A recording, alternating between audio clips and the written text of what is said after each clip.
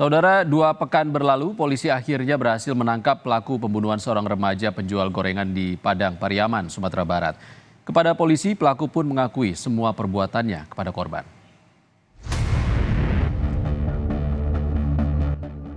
Sempat berbelit-belit, tersangka pemerkosa dan pembunuh remaja perempuan di Padang Pariaman, Sumatera Barat, akhirnya mengakui perbuatannya.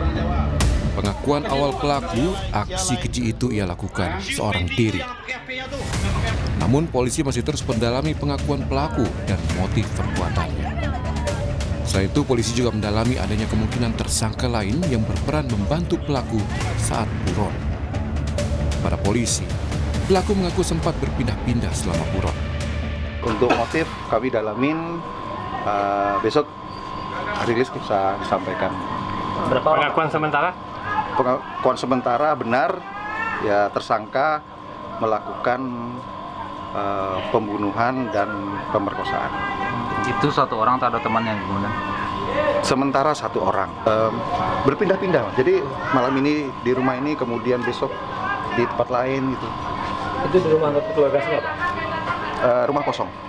Siapa pemiliknya itu? Kami masih konfirmasi ke Bapak Wali Nagari.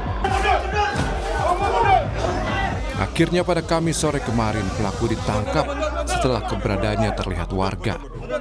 Saat itu pelaku terlihat memasuki sebuah rumah kosong di kawasan Pasagalombang.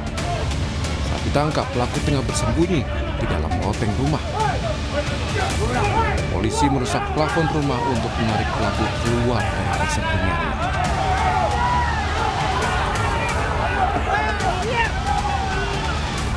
Polisi terpaksa melepaskan tembakan ke udara untuk menyelamatkan tersangka dari amukan massa.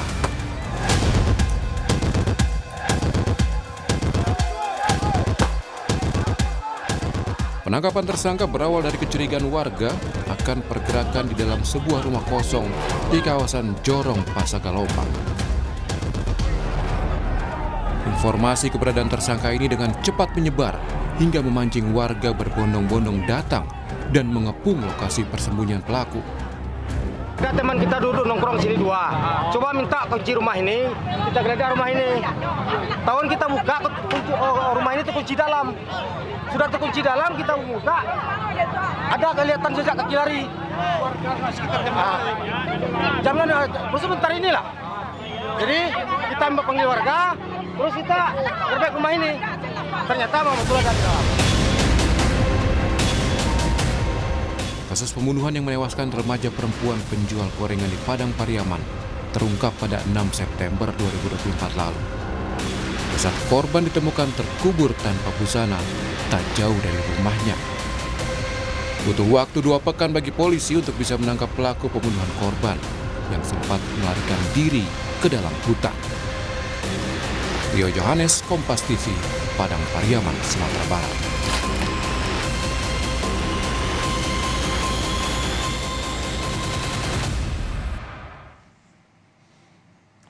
Keluarga korban pun mengaku senang pelaku pembunuhan remaja di Pariaman, Sumatera Barat akhirnya ditangkap. Keluarga berharap polisi dapat mengusut tuntas semua yang terlibat. Pihak keluarga korban berterima kasih kepada polisi dan warga yang sudah membantu menangkap pelaku. Keluarga merasa luka mereka atas kehilangan korban bisa sedikit terobati. Kini pihak keluarga berharap polisi bisa mengungkap kasus ini secara terang benderang dan menghukum semua pihak yang terlibat. Kami keluarga sangat senang dan adalah obat luka hati dari pihak keluarga setelah ketemunya pelaku ini, dan kami berharap pelaku ini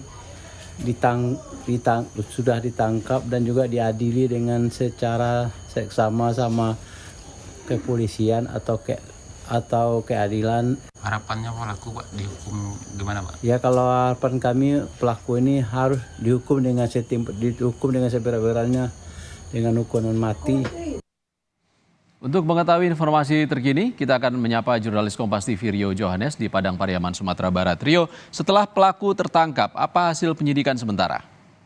Ya, Ihsan dan juga saudara dapat saya sampaikan bahwasanya tadi itu sudah disampaikan, sudah berlangsung press release dan sudah disampaikan hasil penyidikan sementara oleh Polres Padang Pariaman, dan dari sampaian oleh Kapolda Sumbar itu sejauh ini motif dari tersangka ini adalah murni karena ingin melakukan pemerkosaan terhadap korban gadis penjual gorengan di Kabupaten Padang Pariaman ini. Dan sejauh ini dari hasil penyidikan sementara belum ditemukan adanya indikasi pembunuhan berencana. Ini murni karena keinginan tersangka untuk memperkosa, dan ternyata dalam melancarkan aksinya korban kehilangan nyawanya. Ini dimulai dari pada Jumat sore ketika awalnya korban itu bertemu dengan tersangka karena tersangka membeli dagangan korban pada pukul 17, dan di sanalah muncul niat oleh tersangka untuk memperkosa korban. Sehingganya pada saat korban mau pulang, tersangka itu mencegat korban, dan dalam proses pencegatan itu tersangka juga menyekap mulut korban sehingga pada saat itu korban kehilangan kesadaran, dan tersangka sendiri tidak mengetahui apakah korban itu pingsan atau meninggal dunia karena telah disekap dalam waktu 6 menit, dan lalu dia bawa ke atas bukit berjarak 300 meter dari TKP pertama, lalu dilakukan pemerkosaan dan barulah dikumpulkan oleh tersangka ini. Demikian, Ihsan. Rio, lalu bagaimana soal dugaan pelaku lain selain tersangka yang sudah ditangkap? Ya, dari hasil penyidikan sementara memang Polda Sumbar tadi menyampaikan bahwasannya sejauh ini indikasinya masih satu orang tersangka, yaitu adalah Is 26 tahun ini. Sementara untuk masa pelarian, untuk tindakan pelanggaran hukumnya yang berujung kematian terhadap korban ini, tersangkanya sejauh ini masih satu, dan untuk pelariannya selama 11 hari itu memang ada kemungkinan dibantu oleh orang lain, dan sejauh ini masih dalam proses penyidikan lebih mendalam. Dan Polda Sumbar menyatakan untuk melakukan itu sudah memeriksa 20 orang saksi dan kembali akan mendalami keterangan saksi ini untuk melihat adanya kemungkinan keterlibatan orang lain dalam proses kaburnya tersangka ini. Demikian. Ya, pelaku bisa buron selama 2 minggu dan bersembunyi di sebuah rumah. Siapa dari pihak-pihak mana saja yang diperiksa oleh polisi sebagai saksi? Ya, sejauh ini dari kegiatan tersebut, bagaimana tersangka ini bisa lolos dalam 11 hari pengejaran, ini memang secara kronologis disampaikan oleh kepolisian bahwasanya tersangka ini pada siang hari beraktivitas di hutan, dan pada malam hari dia merangkak masuk ke kampung melalui jalur-jalur tikus. Dia akan mencari rumah-rumah kosong untuk tempat tidur menginapnya saat malam hari. Dan dalam hal ini memang di dalam penggerebekan ditemukan adanya beberapa snack dan rokok. Ini membuktikan adanya orang yang mengantarkan logistik. Namun untuk itu memang pihak kepolisian masih perlu mendalami keterangan lagi proses ini, dan sejauh ini sudah 20 orang saksi yang diperiksa. Statusnya masih saksi yang diperiksa terkait siapa orang yang membantu tersangka ini dalam proses pelariannya selama dia dinyatakan buron 11 hari itu. Demikian, Ihsan. Oke, Rio Johannes melaporkan langsung dari Padang Pariaman, Sumatera Barat. Terima kasih, Rio. Kita ke sorotan lain.